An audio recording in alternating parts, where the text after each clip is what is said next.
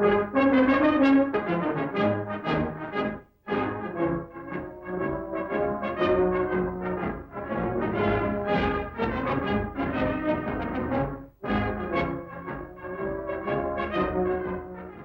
the early 1930s, Britain was in trouble. The First World War had cost a fortune and traditional industries were breaking up. Coal mining, cotton and steel used to employ millions, but by 1932, almost a quarter of all workers hadn't got a job.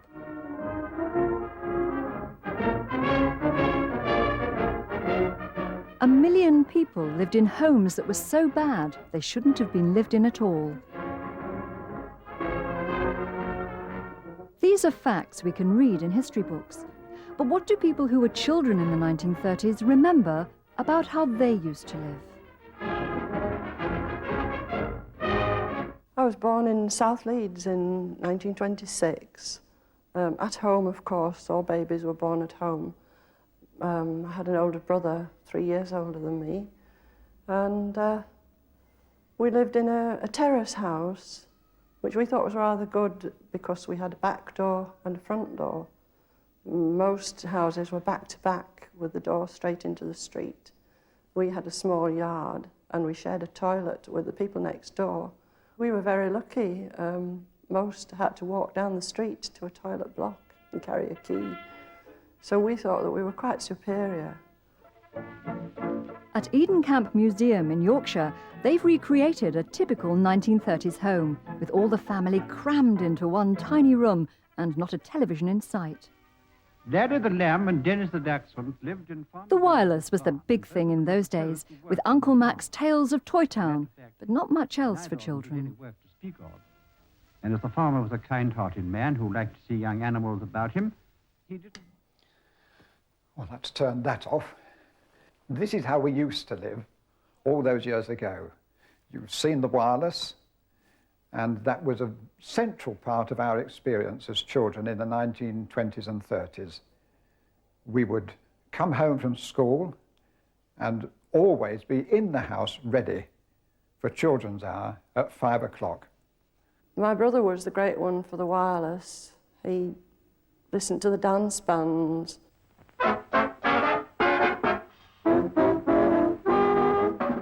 Pardon me.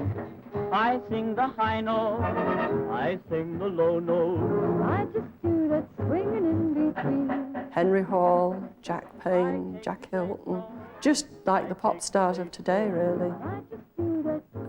Being on the radio, we didn't bother about what any of them looked like.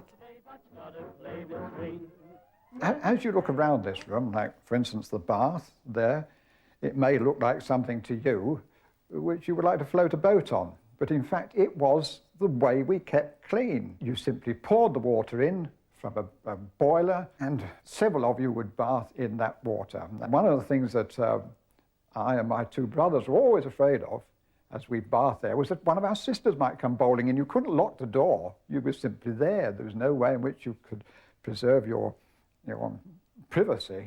You know, there were 8 of us, Mum, Dad, 3 boys and 3 girls. I slept for years, in fact, I suppose for 10 years, in a bed with my brother. We just had a huge bolster right down the middle of the bed, and that separated us and kept us, well, didn't really stop us fighting in bed, but just the same, it was intended to. The house was always warm, always. That was one thing about terrace houses, much warmer than your modern detached or semi-detached. Because each house kept the house next door warm. And there were fireplaces in the bedrooms, but they were never used unless you were ill. You had to be very ill to have a fire in the bedroom. There's a hot water bottle. That was put into the bed, and you could have unfortunate experiences with a hard hot water bottle like that. When it got cold in the middle of the night and you put your feet on it, of course, you woke up with a start. This was not very nice. Cooking was a cooking range. Fire had to be lit, then pushed underneath the oven alongside the fire and heat it to the right temperature. But it made wonderful Yorkshire puddings. The smell of cooking stayed forever. It was always smell of cooking. I don't know if you smell cabbages cooking, but that would go right throughout the house, the bedrooms and everywhere. I can remember when the electricity was first fitted into the house. I was about 4 or 5. Before that, we had gas. Father used to climb onto the table with a taper and light the gas mantle. We didn't have anything, not one thing in our house apart from the radio that was run by electricity and the lights, of course. When the receiver is lifted, you're automatically connected to a series of switches in your local exchange. Telephones were in boxes on street corners, big red boxes. And I can remember even now that my mother was terrified of them. She was absolutely terrified. She would not use one. I don't ever remember. It took her a long time to answer my phone in the 1970s. But before the war, she wouldn't have gone in a telephone box, but my father would. And he took me and showed me how to make an emergency call. You had to put the money in and you pressed button A. If you didn't get through, you pressed button B and got the money back. It was quite complicated, but older people had a great fear of telephones. I don't know what they thought they were going to do to them. And these are the automatic alarms.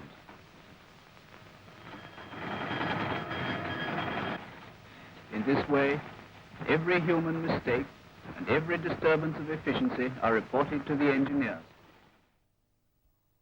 I want you to turn straight over.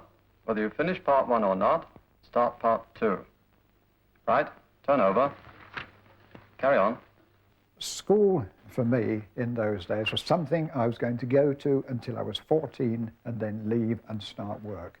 There was absolutely no question that people from the sorts of home that I came from, where there was very little money, we were, to be plain, poor. And so there was, university was for the rich. I used to get rather bored with school when we spent a whole day on Mondays either doing cookery or laundry. And the laundry was awful.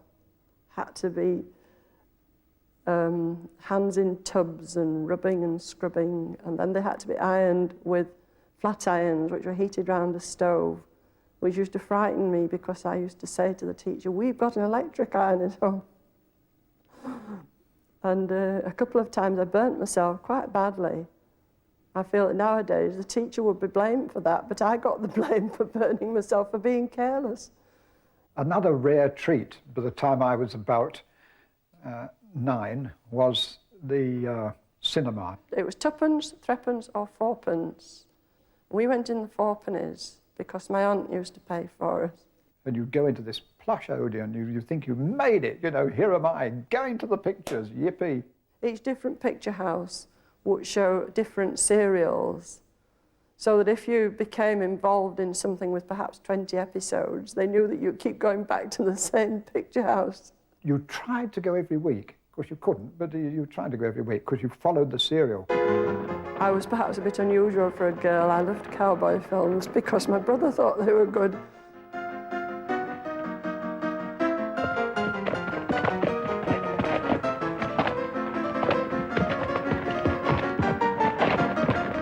Somebody would come charging up to a cliff and you know, wait till next week, and you find out that next week, well, of course, they'd actually turned around and gone back again because it was the hero and he mustn't get killed and all that sort of thing. Pull him up. Why, it's Tom Kirby and Miss Betty. What are they doing here? Who's next, then? You? Right. This is Thea Gaston. She's the same age as Ken and Dorothy, but her childhood memories are very different. She grew up in Germany, a country that was being transformed under a new leader. I was a happy child until things changed because Hitler came into power when I was 6 and 7, and then gradually our life began to change.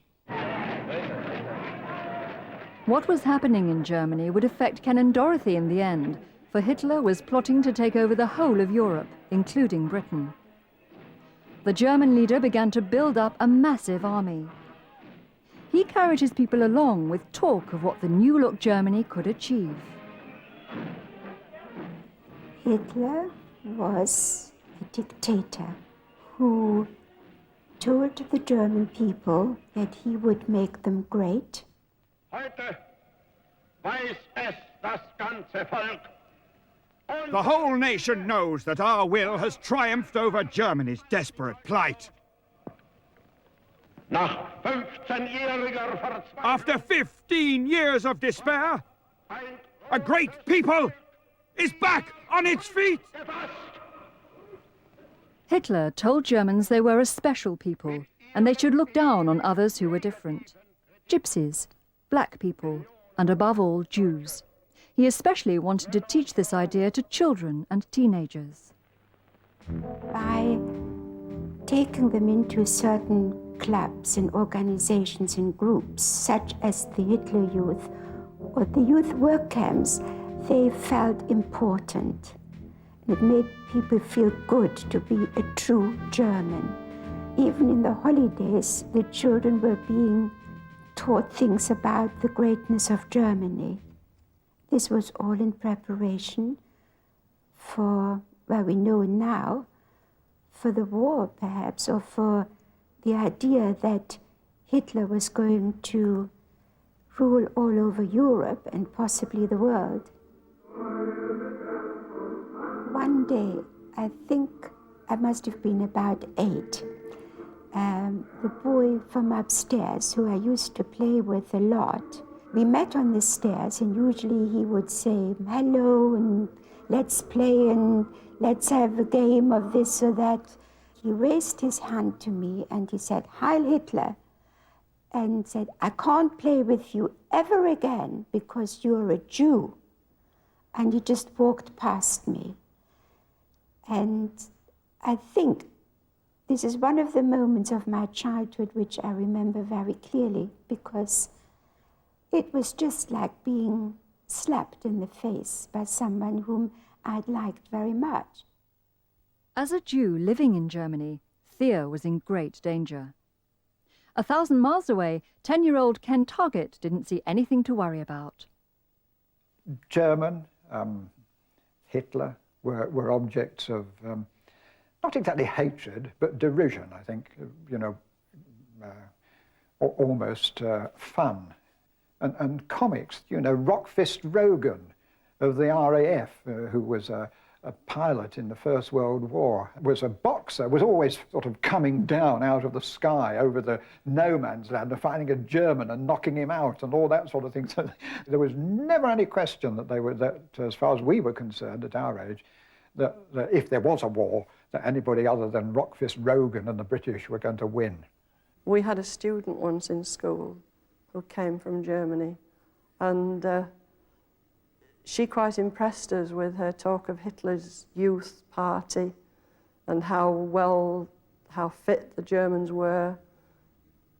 She anticipated that the British would want to follow the German design and also be, she didn't use the word master race, but I realise now that this is what she was saying. As children, we didn't fully understand. But I was quite impressed by our German student at the time, and she told us what a wonderful man Hitler was.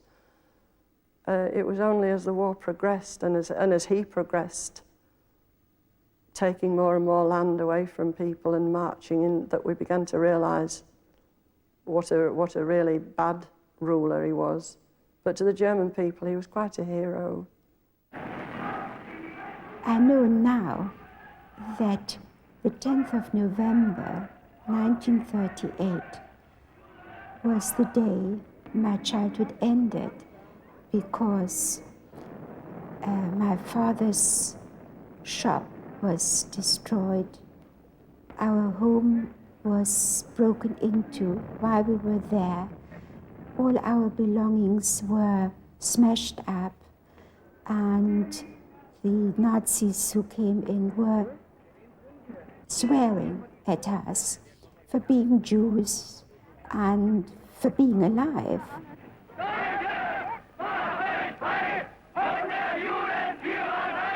It was very frightening.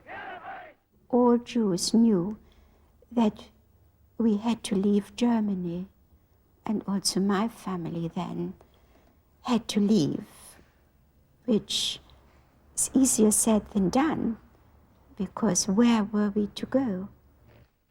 One step ahead of Hitler, Thea's family crossed into Poland.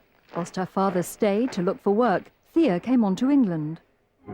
More people at Wembley than ever before. And the King is here to greet the teams in the match that's supposed to be over before it starts. The experts are calling Wolverhampton Wanderers this year's Wonder Team. And from the kick-off, In the summer of 1939, Britain seemed to be carrying on as normal. But behind the scenes, the government was busily preparing for war. Scott saves, but Parker rushes in to make it 3 for Portsmouth. My mother and I reached England in the middle of July 39. We realized how close to war the world was, because in England we could read papers. The press was free and there was no control, not like in Poland or Germany, where the newspapers had to print what the government asked them to print. It is now the duty of every citizen to know what to do should an air raid come. Do you know the warning signals? To remind you, we repeat them but softly, to avoid alarming anyone who might hear them outside this theatre. We were on holiday the last week in August 1939, and my father said, no, we're not going to stop our holiday to go home. It's all politicians again. It's just politicians talking. Ministers assemble for another fateful cabinet meeting, even as Germany goes through the last diplomatic twists and turns in a final effort to justify the aggressive policy which he is determined to pursue. We wrote a letter to my father to say, come immediately, be with us. We need to be together in case there will be a war. I nipped out of bed because I could hear all this rumbling going on, and I saw these Bren gun carriers and all sorts of trucks and things, and naturally being about probably 100 or more vehicles, they stopped periodically, and every time they stopped through that working class estate, out would come people with cups of tea for the soldiers and cigarettes, and so that's really when war became a reality to me. So we got home on the Saturday and then realised that it really was going to come, and like the rest of the country, I think we were all sat round the wireless waiting for the news that we were actually at war.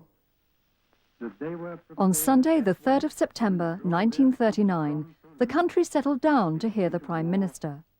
What he told them changed their lives forever. I have to tell you now that no such undertaking has been received, and that consequently this country is at war with Germany. On the 4th of September, after Britain had declared war on Nazi Germany, we received a letter from my father, and he said, there won't be a war, don't worry, I will be with you. On the 14th of September, Poland was overrun, and we never saw my father again.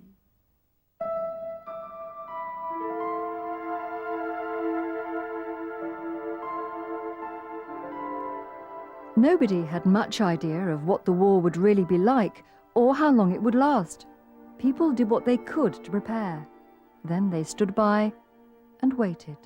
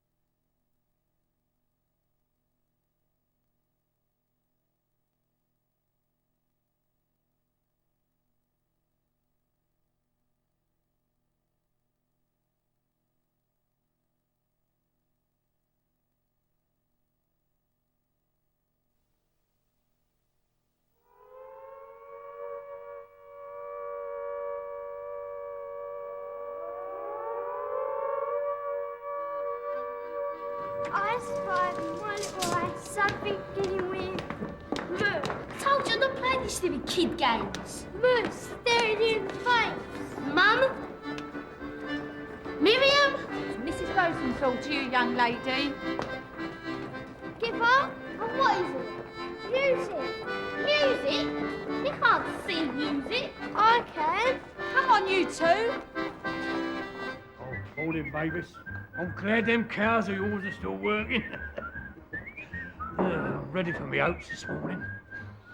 It's just a game to Sylvia. I hate it down there. Do you think the street's still standing? Of course. I can't stand this bit. Wondering what you're going to find. God was good to us. We got through another night. Weather's not too bright, Jack. What's the latest? I'm at the docks again. That sickly niff sugar went up in a warehouse. Yeah, I don't use it myself. I'm sweet enough. Hey, Mavis? All right for some. Living country's full of foreigners. Poor old England, I say. You're getting the right name for yourself, you are, Jack Barrett. The laughing policeman. Come on. Hey, Jim boy. You look like Big Chief Sitting Bull.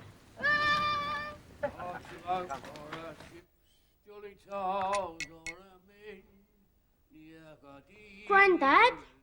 Who goes there? Jimmy Tyler. Can't somebody recognise Jimmy Tyler? Or shot? Why won't you come to the underground with us, Grandad? Captain never deserts his ship, sir. Got your eye in yet? No, I never puts my eye in until I'm scraped down. Got to be as neat as paint before Nelson comes aboard me.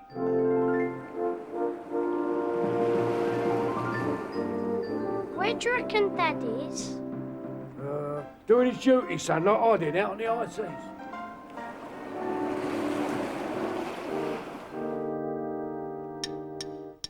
When do you reckon he'll be back? When Lord Nelson gets his eye back. That's never. Some people knock before they enter a young lady's bedroom. What young lady? I should have a room of my own at my age. Wonder where Dad is. Dunno. His last letter was censored again. Hey, you snore. No, don't. Like a little piglet. No. Yep. I'm still standing anyway. Yeah. Husband! Gibson! Ah, What has happened? nothing, a window. Simon, help your mother. Bye, Miriam. Quiet. Oh, if anything should happen to this boy, Manny, why don't you come to the underground? You'll be the death of me. I'm all right here. I look after the shop. Officer, will you tell my wife there are looters here? Not on my patch. Come on, you two. I've been yelling my head off up them stairs. Come get some grub, Danny, before you go to school. School? Mum, we've been up all night. Hard luck. Mum! Stop saying mum like that. Mum, why didn't you send us on the evacuation? I'm beginning to wonder. Now, come All on. that noise apart! Oh, it's these two. I want them downstairs. And you're as bad as they are staying in this house when the raid's on. No blooming Jerry's going to keep me below decks. I have to go down that rat hole, and I can't stand it. I only go because of the kids. And I'm late for my interview. I thought you enjoyed being a nippy. There's more money at the munitions factory. Oh, the uniform really suits you, Mum. Uniforms don't pay bills, young lady. Some people are having a good war. There's toffs living it up at all hours in Lyons, and I can't afford a new pair of nylons.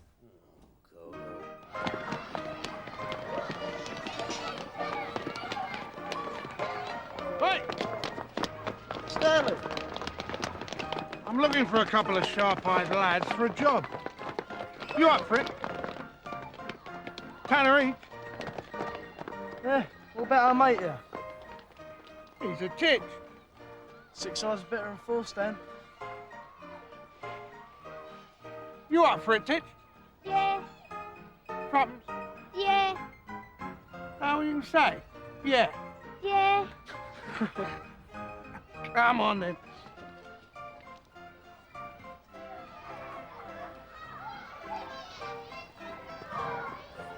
What's he got in there? Oh, nylons, knickers, butter, you name it. He's taking us straight away. Boy, tit, keep your eyes peeled. It's getting Skinny, Skinny! Oi! What's going on here? Come back here!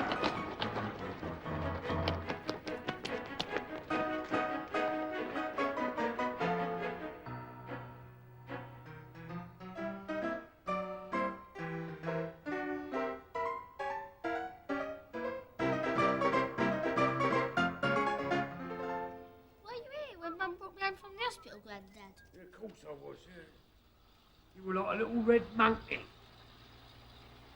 Sure she didn't bring the wrong baby over? All right, don't knock the bleeding thing down! I think this belongs to you, Alf. What's he done? Insulting an officer of the law and acting as lookout for some spiv with them blighters from the shop. Is that right, Jimmy? I'm saying nothing. I thought you'd know what to do with a young pup, Alf. I'll do an all, Jack. I'll skin him alive. In! When I catch up with them other two blighters, it's serious. What happened? It's gonna skin me alive. Deep waters, son. Sorry, Grandad. Don't you go hanging around with them spivs. They're flogging stuff on the black market, and that is a serious crime in wartime. Sorry, Grandad.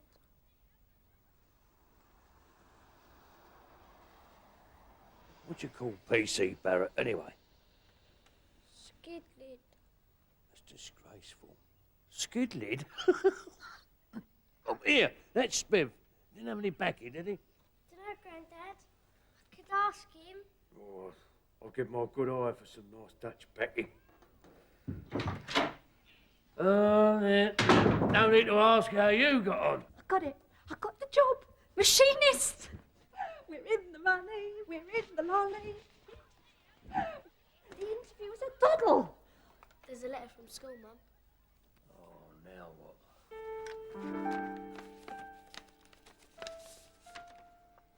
It's another evacuation. We strongly advise that your children be relocated. Who the hell do they think they are? Alf's right. There's one law for them and another one for us. It's the working classes what cob it every time. I don't want my children sent off to strangers so I can be used as cheap labour, Dad. Well, perhaps they would be safer. Look at the time. I've got to get changed. Come on, Barbara, love.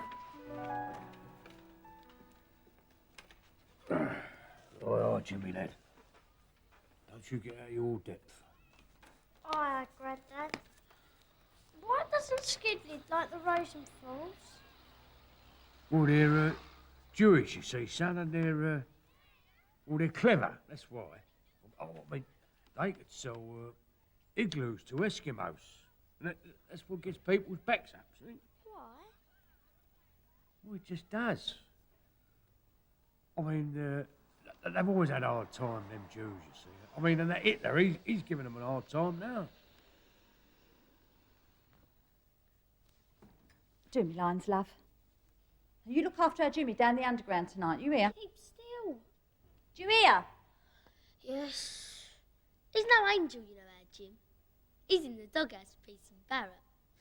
Even Grandad weren't going to tell you. They weren't they? And you needn't look so smug, young lady. Don't like people who tell tales. Oh, Barbara!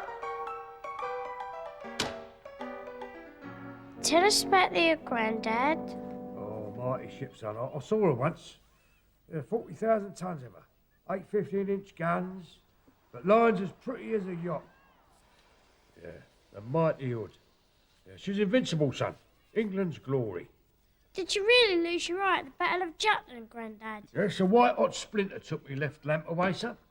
Lost it chopping logs after you've been down the pub, more like. I lost it in the line of duty, girl, in a proper war. Not like this one where they're bombing women and kids. Oh, yeah.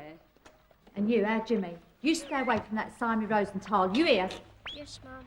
This is the 7 o'clock news. Speculation continues about the whereabouts of the German battleships Scharnhorst and Gneisenau. I'm off. See you lot down the underground later. The Ellises will be knocking for them, Dad. Yes, I know the rules, yes. So don't worry. Don't worry.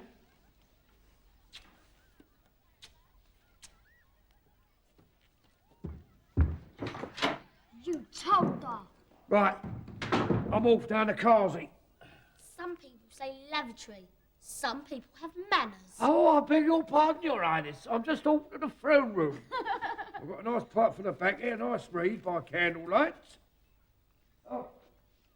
I better leave Nelson to keep an eye on you two monkeys. Nelson's got his eye on us, Barbara. Papers say Jerry's winning hands down at the moment. Never. They won't win. Not while our dad's fighting them. They will. Never. Rule Britannia, Britannia rule the waves. Britain never, never, never shall be slaves.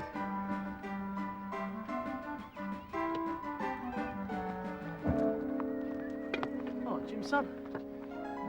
So, what did you tell the copper? I said nothing. See? Told you wouldn't. He's a little gent. Come on in. Go on.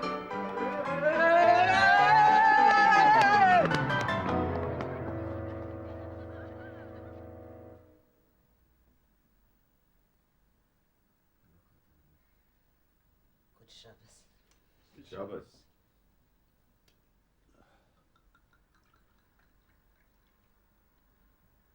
Baruch atah Adonai Eloheinu, melech haolam, borei pri hagofim. Amen.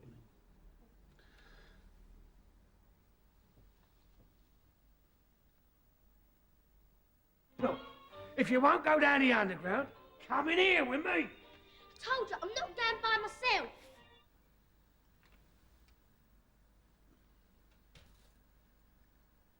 Skin him alive, I will, when he does turn up.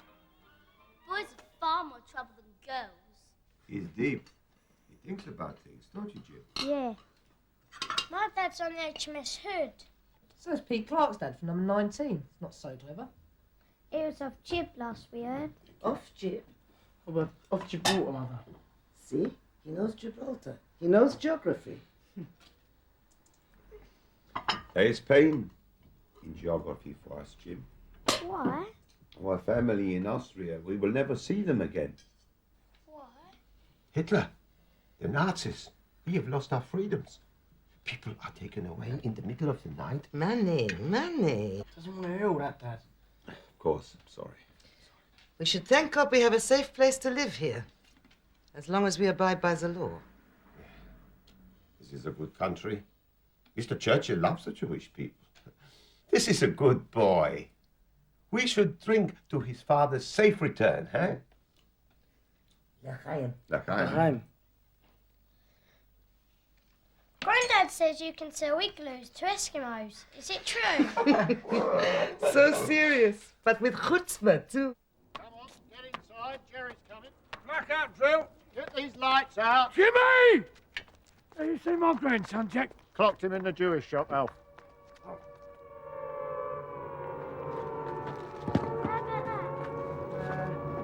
That's no good. Let's just stack out. Yeah, where do you think you're going? To the lavatory. You can't, the sirens just started! Oh, that was close. What's this? We'll if we don't get a move on. Come on.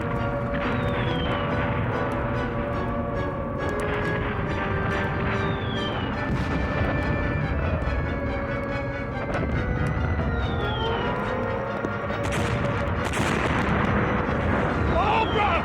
Come back here, Barbara!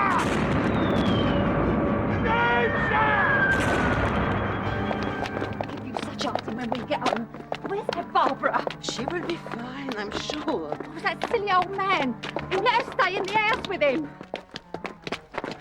Oh my God, it's her house! Hitler, may you die of a lingering tumor on the head. Barbara! No, no, no. Don't go in there. No. Oh, Manny, you're alive. Oh, Grandad! Jimmy, come back! Grandad! Barbara? Sorry, Ida. Oh, no, no, no. You can live with us. This war, we must help each other.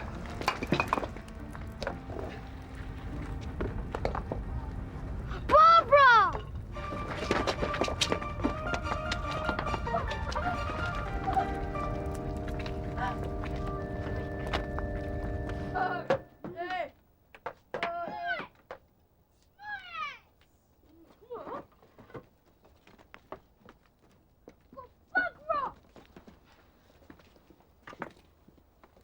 She will be missing her husband today.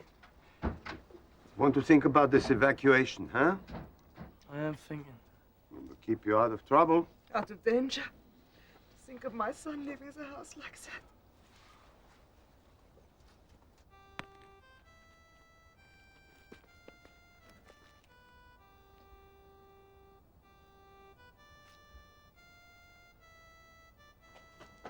Jimmy!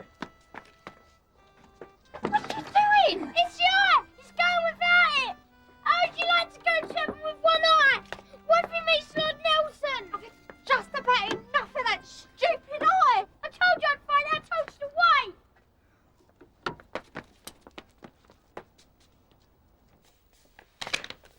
Well, you horrible lot. Like I said, I'm choked about Grandad, but all the more reason for you lot to stick together and look after each other. Please keep smiling. Lots of love. Your dad, Alf. Stick together, he said. What if he comes back and I'm not here? Oh, your dad would want you safe in the country. You want rid of us? Don't be silly. Why send us away from him? Because I want you alive when the final all clear goes. I'm not going anywhere, I'm not. Not going? I'm going. It'll be great.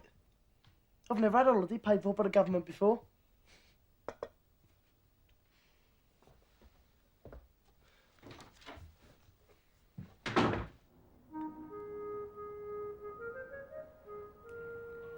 Well, Giblet, don't run away. Worse things happen at sea. You just hang on to Nelson's eye. He'll see you through.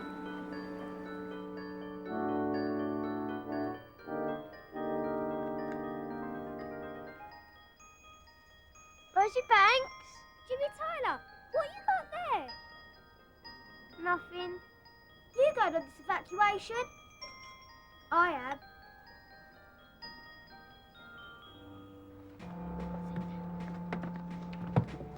Oh, come here. So English, so formal already. Come back, our lives are dust. Look after Jim, love. I can't go, Betsy! Hey, don't worry, Mrs. T. It'll be safe as houses with me. Well, safer maybe. Come. They will be all right. Who would be a mother? Come on then, all aboard. Officer, do you know where they are going? Somewhere up north. Oh, bless me, what are we doing?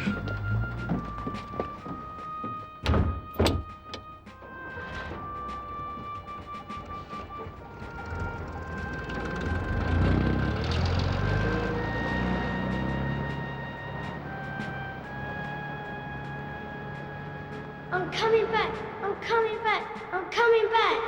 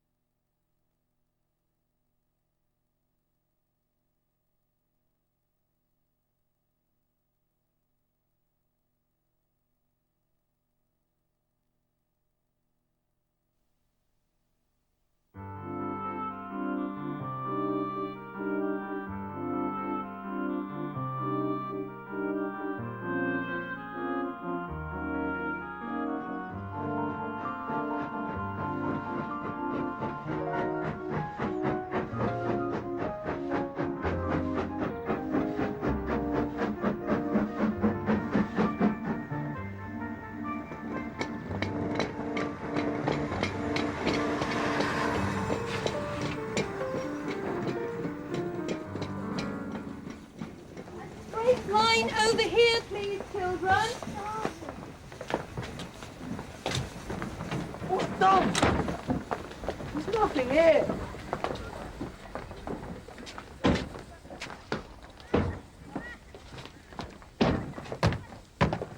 Welcome to Moorside. I'm Mrs. Green, your billeting officer. We'll soon get you all fixed up.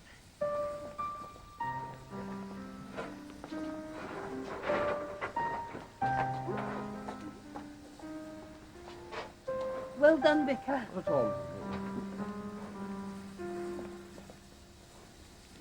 Barbara Tyler. Yes, Miss Green. Where's here? Have you, Dorothy? Come along with me. Oh, no, I can only take one and a girl. I have a daughter, you see. Don't worry, little chap.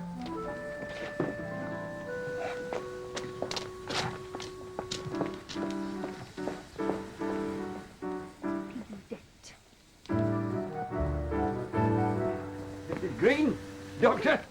Afternoon, Joseph. This it then?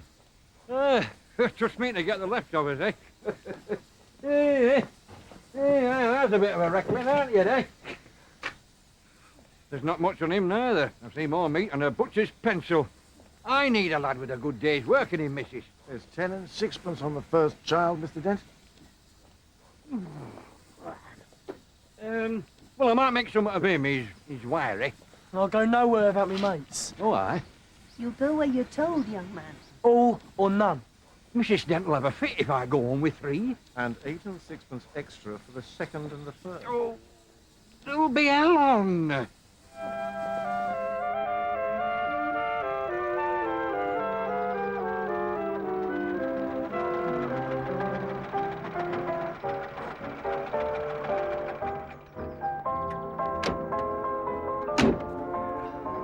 I expect the bath and the change of clothes are in order.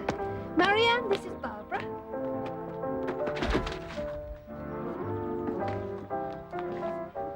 Is that all you brought with you? Thank you, Mabel. We were bombed out a couple of weeks ago. Lost just about everything. Bomb? Oh, you poor child. Our house was wrecked. And Grandad, Your grandfather was killed. yeah, he never knew what hit him. I was on the lavatory down the yard or I'd be dead too.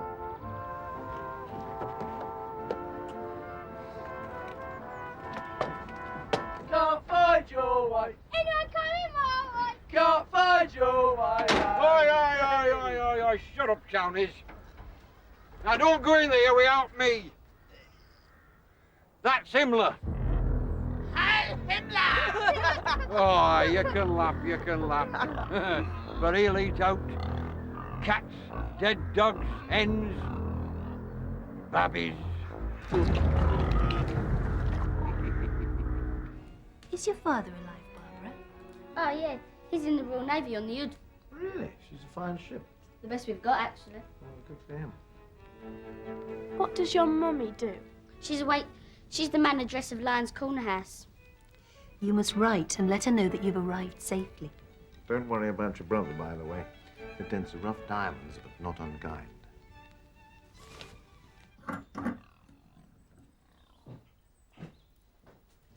Take 'em back tomorrow. Tell them I'm mighty greens to have 'em. Pass out if we don't eat soon. What's 10 and 6 and 2 8 and 6s? £1.7 and 6. There's a pig in that box. He's a reckling, same as thee. What's a reckling? Oldest and litter, weakest. As well as one born poor. Get him dried. Supper's about fit. No, my love. We get paid for all we keep.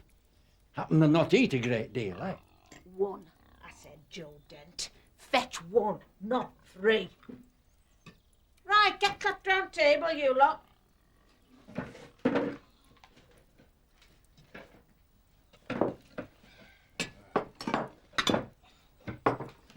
Come on, young'un. Are you hungry, lads? For What we are about to receive, may the Lord make us truly thankful. Amen.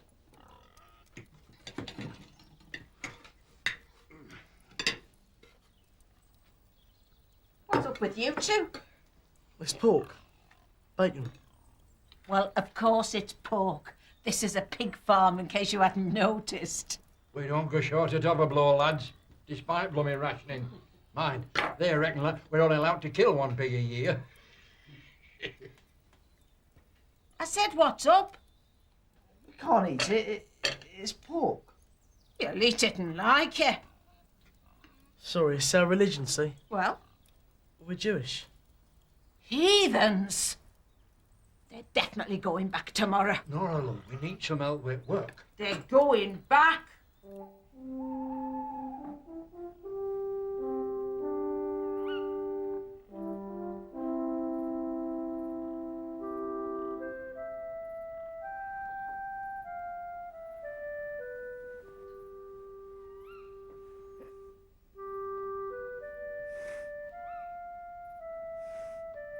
Hey, what's up, Jim boy? I want my mum. She'll be alright. My mum will sort her out. I miss mine as well, you know. Night, Barbara. I'm sure you two are going to be firm friends. You don't know how lucky you are.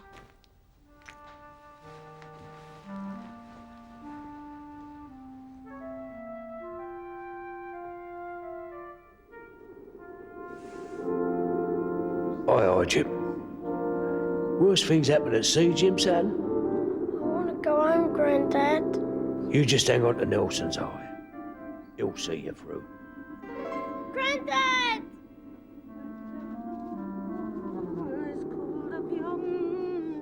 Come on, Townie, come on. Bring this then.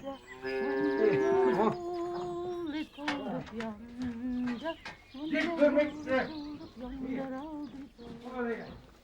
Look into the barrow, onto the feet. All right. Straight.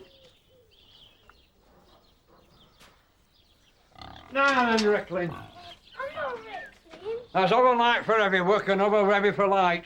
Come on, I've got something to show thee. Meet Eva. Eva Braun. She's Himmler's missus. You was down with her, stand there a minute. Right, Eva. Get up there. Here. Hey, she should have been sausages years ago. But Nora's that fond of her. Isn't that right, Eva, lass? Hey? More tea for me, please, Barbara. Phil rose me up too.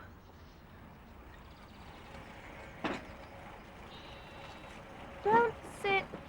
Maids don't take tea with their employers. Oh, look. There's that dreadful piggy man come for our swill. With that funny-looking boy. Is he a piglet, do you think? Or an evacuee? Tradesman's entrance, please. What are your ladyship? You know him, don't you? No, I don't think so.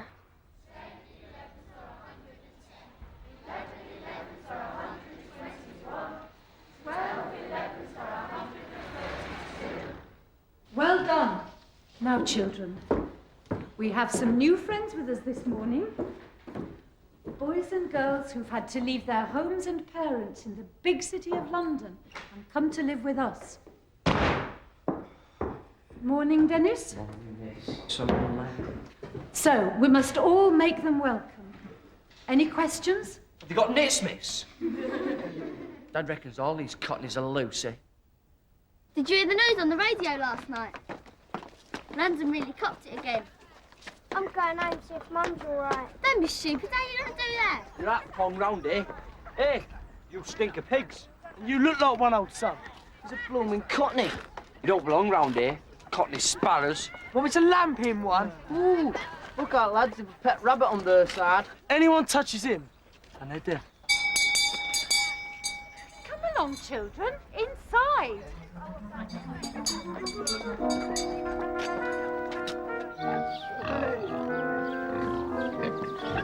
Oi, she's painting a cow. She's what?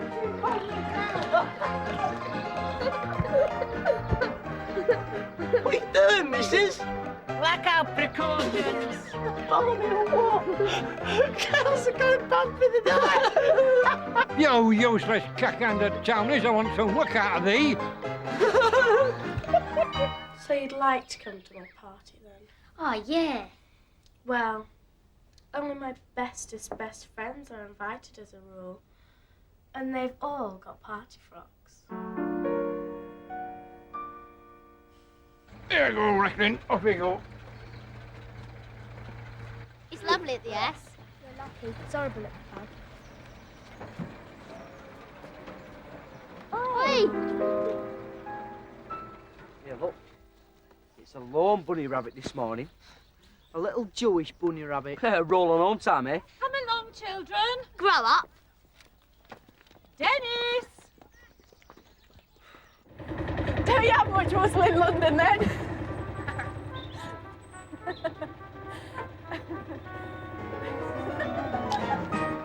Straight home now, children. Good afternoon, Miss Lavengro. Mrs. Green. Hop in, Barbara. We're going shopping. Bye.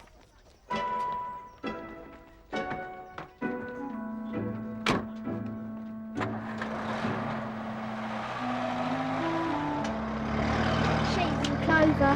Don't you like it at the pub? I'm just a skivvy. I'm sorry.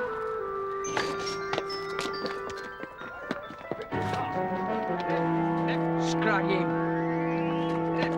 Get him! Right, get him! You. Get him! Lift! Lift!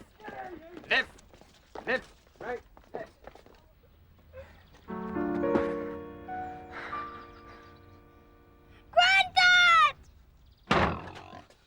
Matches up his fingernails. Light them, like the Japs do. What are we going to do with you, foreigner? I'm English. Of course you are. I am. My dad's on the HMS Suit. Little liar. He is, honest. He's a sailor, an English sailor. What the heck's this? It's Nelson's eye. Give it here. He gave it to my granddad at the Battle of Trafalgar. What a whopper. It's mine now, anyway. Tea time, in-law. Wakey, wakey. Bye, bunny rabbits. I'm English. Don't leave me, little Vimla. Help! Mom! Granddad! He's gonna eat me! No! Very pretty, Barbara. I knew you'd want Barbara to look her best at your birthday party, darling. Isn't it just the ticket? Steady on, Jim, son.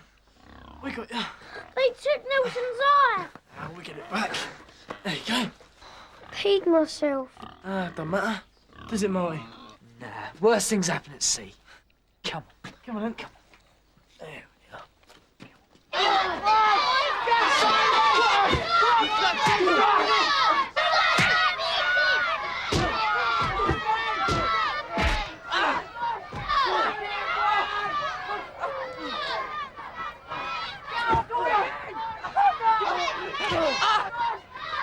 Give us the eye, and we quit.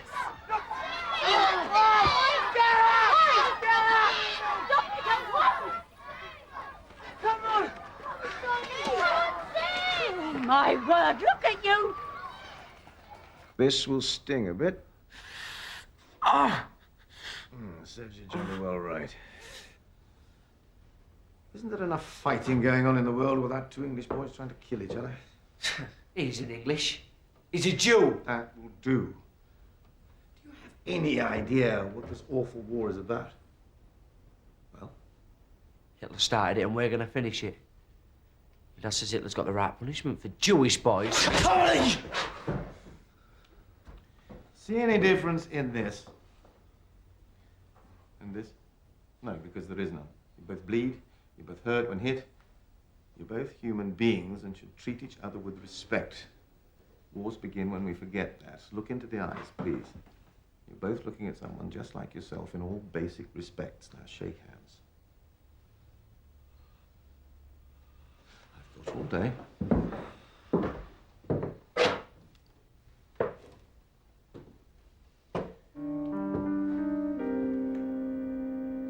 Abide with me fast, falls the eventide.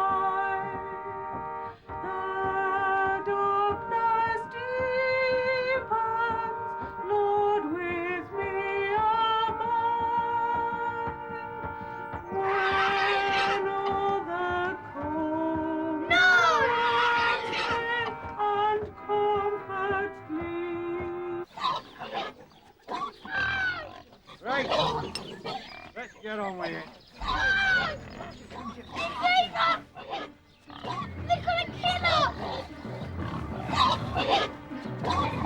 There's nothing we can do. That's the way, Jack. That's the way, lad. You could go on. I know. Go on, you. I know. Rosie. I haven't got a minute.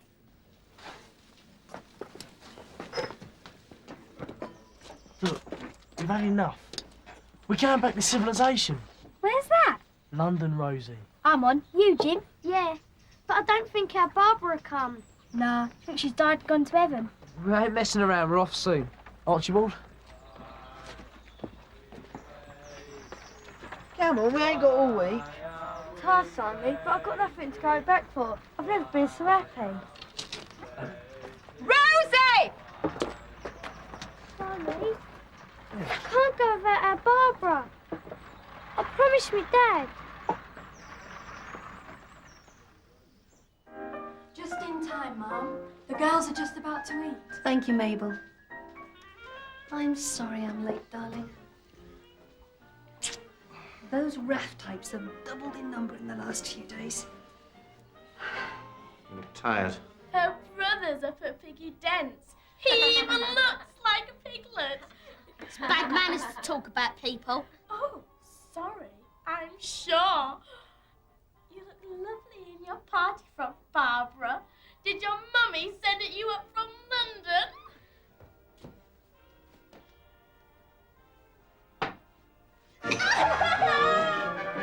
Happy birthday, Marianne. Oh, is this how you repay us for taking you into our home?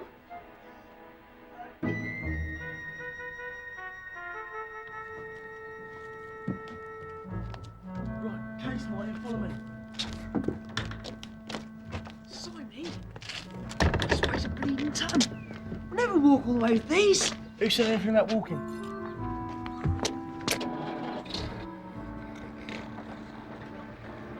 Nora.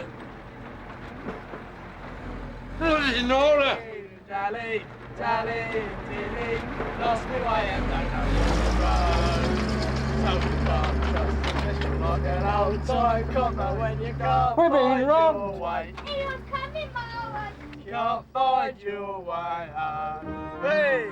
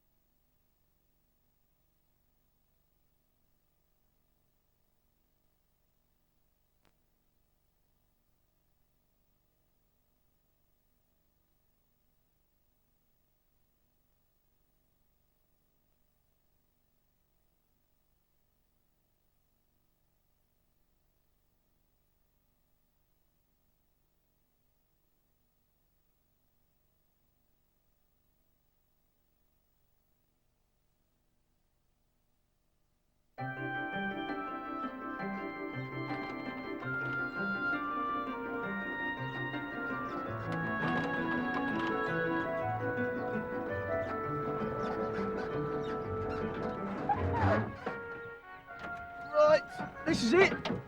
Terminus. This isn't London. Ever thought of joining the Observer Corps, Jimmy? Why have we stopped? Are we home? No, she's conked out. What, no juice? I feel awful. No, we can't be far from London. We could bum it. Nah. What about getting some petrol then? I think the big end's gone. Simon! Not now, Jim, son, I'm thinking. Or maybe we ought to keep down for the night. Simon! Well, they're all pretty worn out. Simon! What? Monsters! I'll run for it.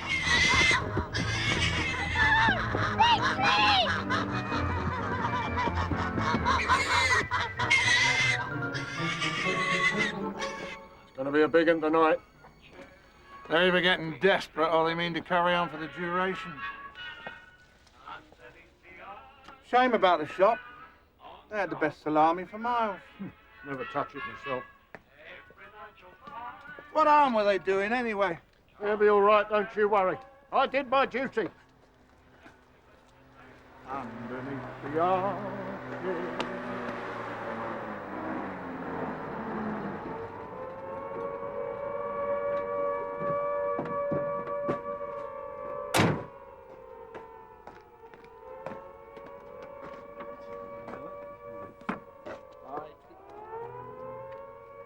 Here we go again. My humble abode, Jack, or yours? Smell it, eh? Good old city London.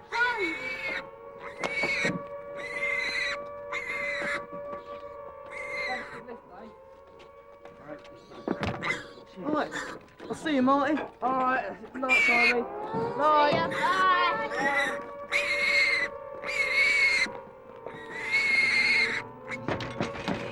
Mum? Dad? It's me! Mom! It's us! They must be fast asleep. There's no one in. Try back.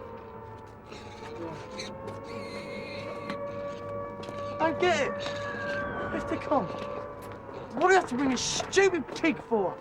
Here, hang on. Okay. Does it mean that Mum's dead? Of course not. She'll be at work. She must be on night. I just want my Mum. Me too. Come on, look sharp.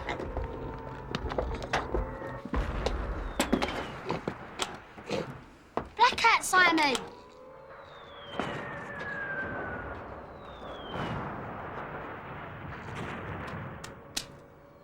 What did I tell you?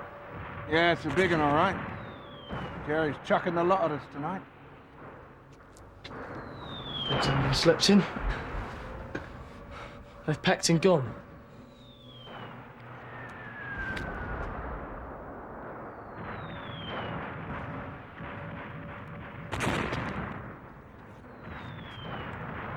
Internment.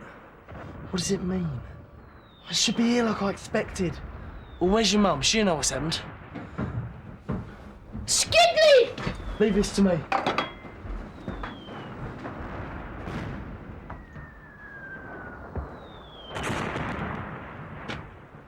You lot? Oi! Not off the light, eh, Stan? Get out, quick!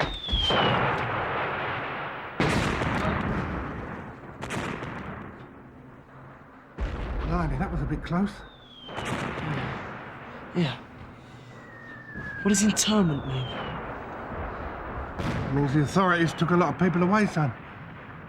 What for? Security risk. Eh? Undesirables. Foreigners. Anybody not British. Where have they taken them? Into camps. Thousands of them. Camps? Till when? Till the war's over, PC Barrett says.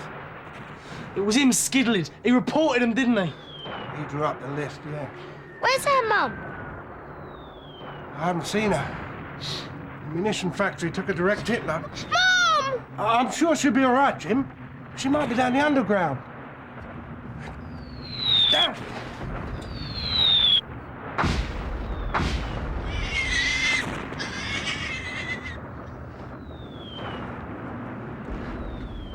Hey, you got there, then?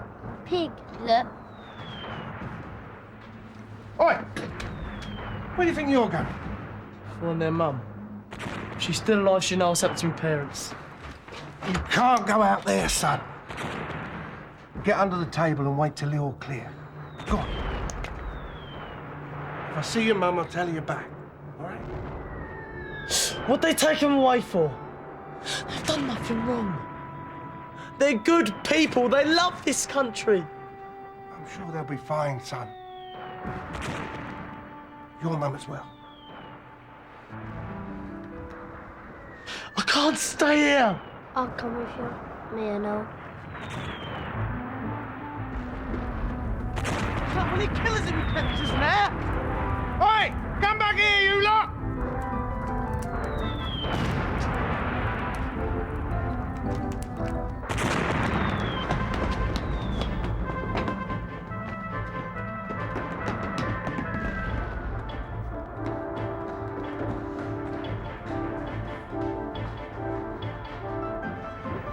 Never find her in this lot. Yeah, we will.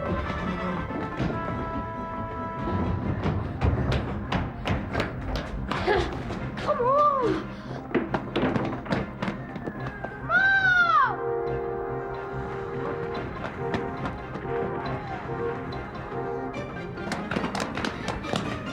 Miss Ellis, you seen our mum? Sorry, love. Maybe she's not here. Listen, music. So what? Mom! Oi! Mom,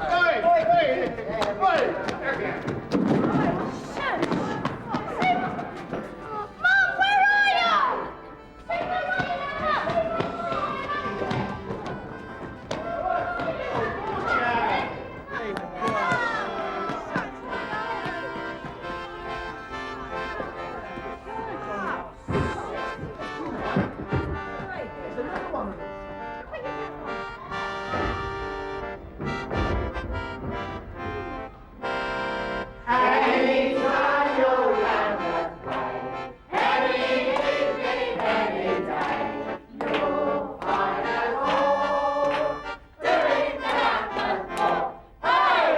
Oh, my godfathers, what are you doing here? What are you doing here? You're enjoying yourself.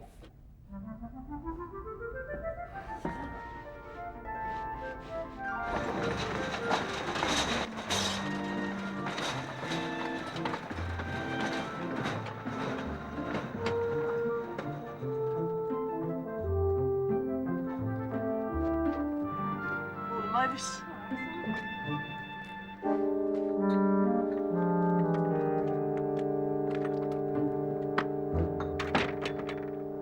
Not Rock Pig. It's got to go, Jimmy. You pretend he's a dog. A Yorkshire dog. Oh, thanks, Simon. Tell me again. I sent you their letter.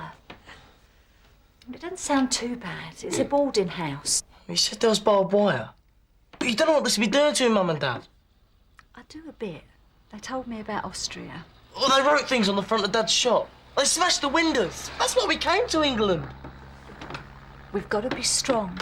The last thing your dad said to me was look after the business and my Simon if he comes back. Skidler, wouldn't it? He shopped him, didn't he? That's what everybody says. I can't think straight! Oh, I'm so mad I could tear the place down. Open up! Police!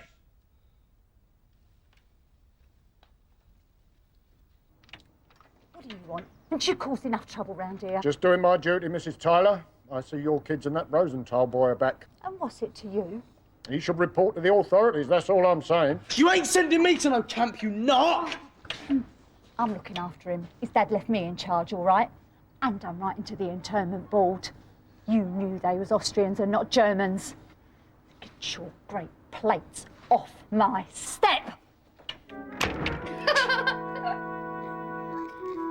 Jim, it's no good. He's got in a storeroom. He's wolfed down half the stock. He's not going anywhere. Maybe London Zoo will have him. What do you want? No need to get excited, you're not in any trouble. What's that? Yorkshire Terrier. You got a search warrant? Not on a search, Sonny Jim. All I want is for you to come down to the station with me and get this sorted out. No thanks. Well, get him sent to Wales, you mean, like his mum and dad? Now, listen here. Everybody knows you put him on the list. Yeah! The law is the law, son. It was my bounden duty to put all the foreigners on my patch away. Now! You have to do better than that, Skidlid!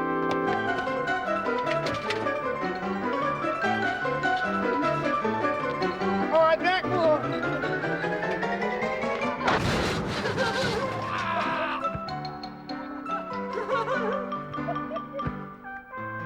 Minor furniture.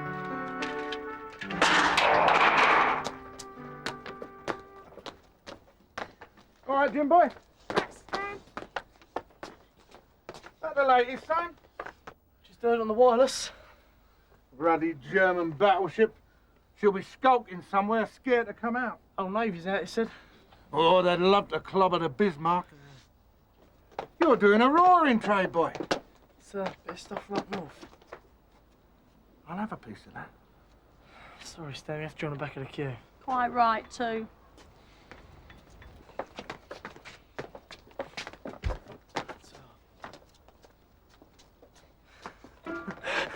It's from them!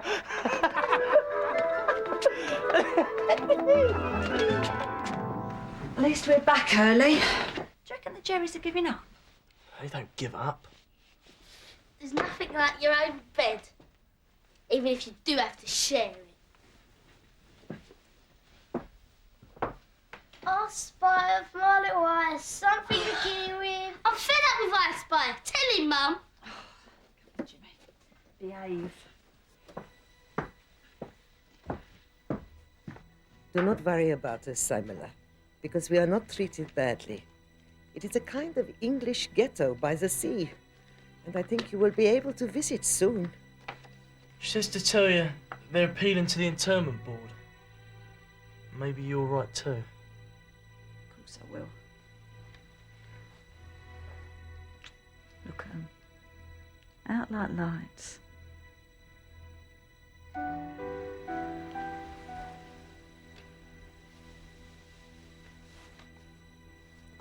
I never said thanks for bringing them back safely. It's all right.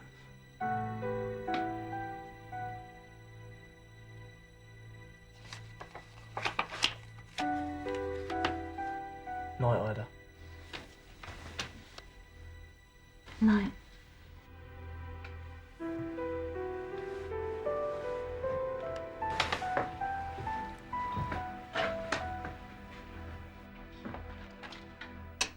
An Admiralty communique received today reads as follows. Early this morning, British naval forces intercepted German naval forces off the coast of Greenland. During the action, HMS Hood took an unlucky hit in the magazine and blew up. The enemy were attacked and returned fire. The Bismarck sustained some damage and pursuit continues. It is feared there will be few survivors from HMS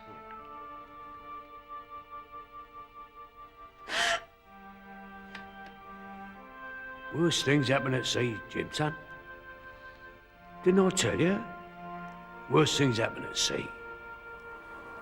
Worse things happen at sea.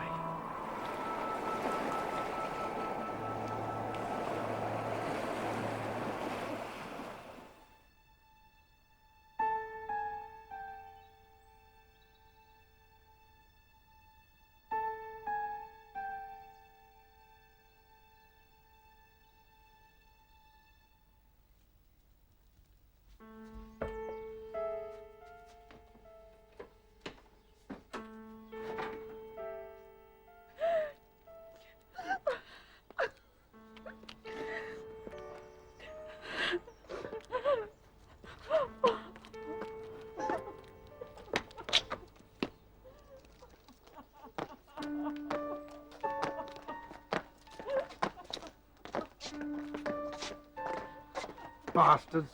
Bloody Bismarck. England's glory.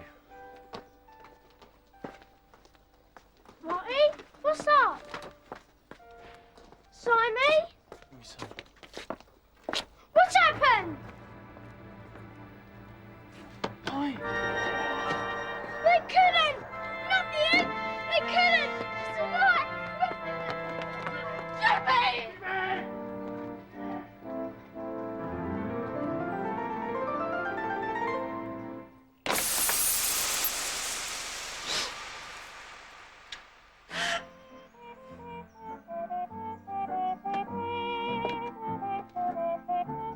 Jimmy's son!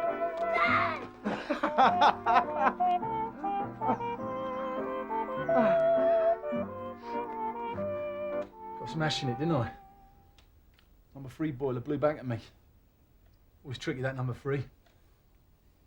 Anyway, I copped an eyeful and they sent me ashore. Never thought I'd be sitting here like this, eh? What happened to your dad? She sailed without me. Like you'd like to, my mate said. Anyway, I ended up in a medical centre on Scarborough and I heard them saying they're on their way.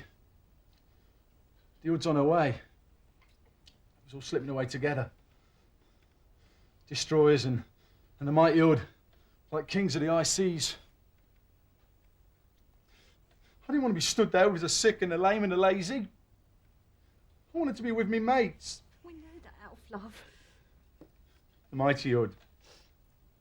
Only she weren't mighty no more, was she? She was 30 years older than a Bismarck. Bleeding Admiralty. They sent an old lady out against a professional boxer. That's what they done. And Jerry starts chucking up shells. Big as this table. You can hear them coming at you, you know? They sound like a train coming at you, see? Shells went into her like a knife into butter. She broke in two and went down in minutes. All me mates.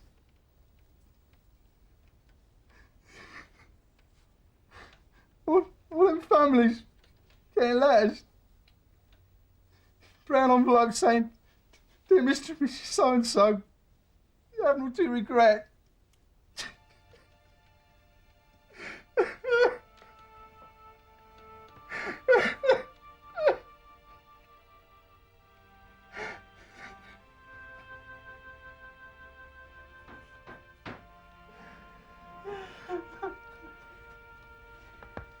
Who's at the door, Jimmy, son?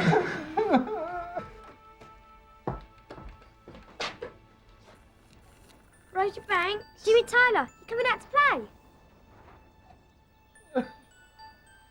All right.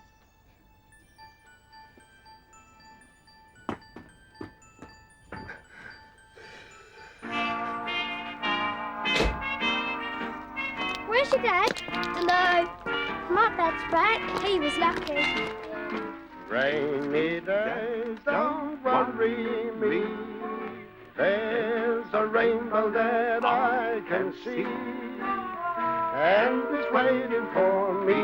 Don't forget me not Lane. Fortune never comes that way. I'll keep singing a song each day, keeping troubles away from Forget-Me-Not Lane.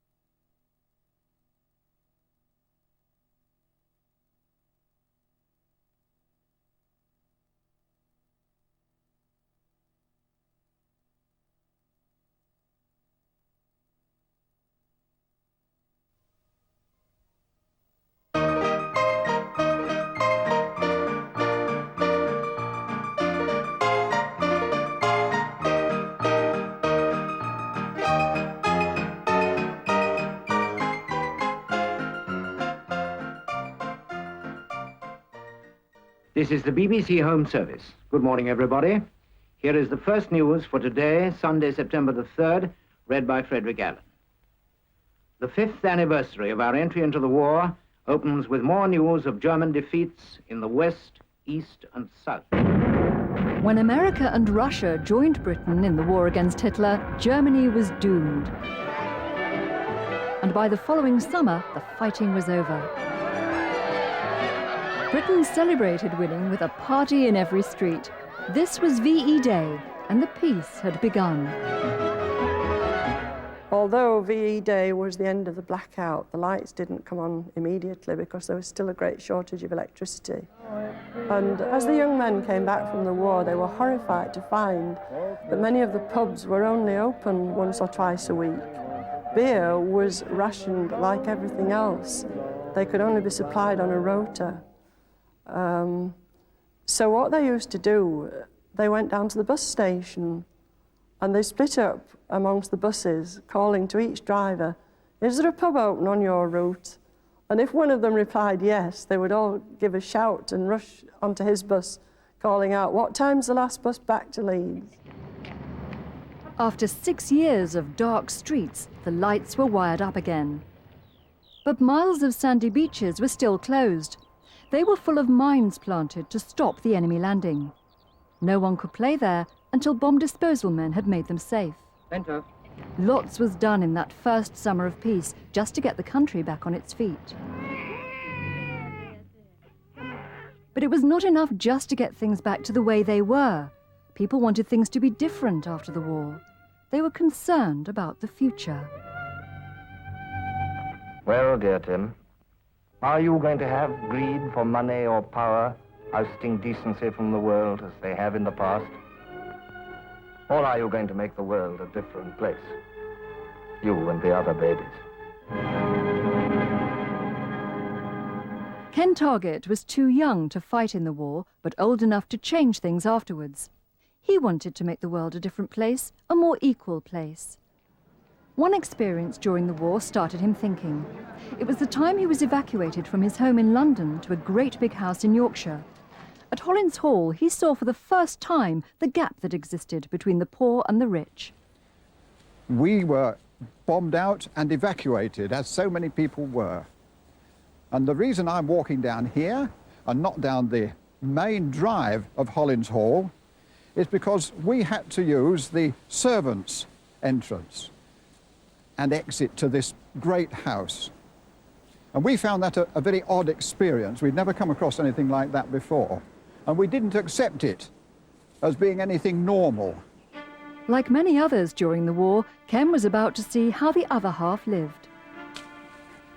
This is where the path used to be. You'd never believe it. The growth of ages. It's all overgrown now. Here we go. When Ken, his mum and 5 brothers and sisters turned up in 1940, Hollins Hall was a grand country mansion. Today it's empty and up for sale, but memories of the first time he stepped inside are as strong as ever.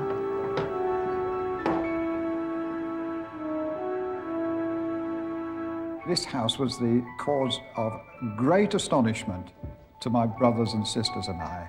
We'd never seen anything like it. We'd never been inside anywhere like this. The sheer dimensions were amazing. As I come into this house again, I have this sense of oppression. I'm not free to do very much, and I have to watch what I say and what I do. Of course, I don't need to now. Through this door is where we used to live, and that was the barrier between us and the other part of the house. We are shut away, and they are there with all their grandeur and all their possessions and everything. We're up here on camp beds. These stairs remind me of all sorts of important things about the 1920s and 30s and after the war, about the haves and the have-nots, the poor and the rich, and the great divide that was between them. How it was so very difficult for the one to understand the other, and for the one below to move to something that was better. And that is why after the war, in 1945, with people thinking like this, they will not accept what had gone on before the war. They simply wouldn't accept it, and they wanted to change it. From 7 o'clock in the morning to 9 o'clock at night on July the 5th, the people of Britain decided on the kind of government they want. It was the first general election for 10 years, and experts early estimated a record poll. People wanted change so badly, they dropped wartime hero Winston Churchill and voted for Labour's Clement Attlee instead. The Labour Party's great victory shows that the country is ready for a new policy to face new world conditions. The first thing to do was to rebuild Britain's bombed cities. After the war, housing was in very short supply. Young couples just getting married almost invariably had to live with relations. As a temporary measure, the council began to put up what were known as prefabs, prefabricated houses built from concrete, which was made in factories and then moved to a site and assembled like assembling a doll's house. They were only supposed to be very temporary, but many people were still living in them 20 and even 30 years later. And really, they thought they were wonderful. Now this is a prefab. Thousands of these were built just towards the end of the war and after the war. They were wonderful. Look at this.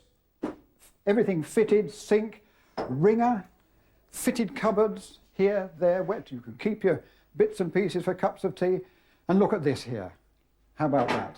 An electric iron. Most people didn't have those before the war, but now in these prefabs you've got an electric iron. This is what they did have, an iron, 2 of them, and one had to be getting hot whilst the other one was being used. It made ironing hard labour. This living room is just a beautifully light living room. And let's go through and have a look at the bedrooms. This is what we had in 1945. You know, people were delighted with this. And when you compare what they'd come from, you can understand why.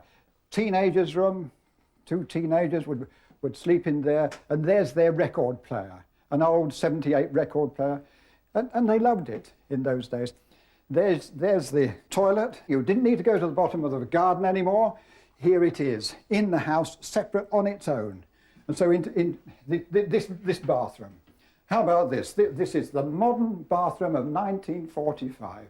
Ex-servicemen coming back to this from the army would have thought this was, and did think this was wonderful. And so did those people who'd been bombed out.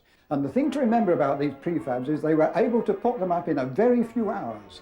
And they rehoused tens of thousands of people after the war. Education Minister George Tomlinson visits Broxbourne Modern School.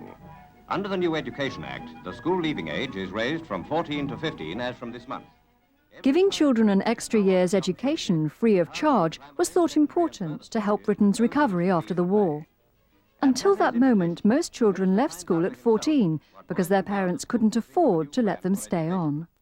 So on my 14th birthday, I started work as a filing clerk. But I soon realised that what I wanted to be was a secretary. What is it you want to do? I should like to learn French. I want to learn how to play tennis.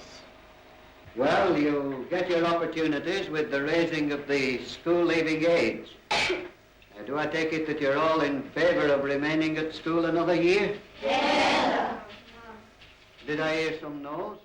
I believe that endless people weren't educated to the point at which they could have been simply because they didn't have the advantage that latterly the first Labour government gave them. Girls who want to become typists and secretaries learn their job to music.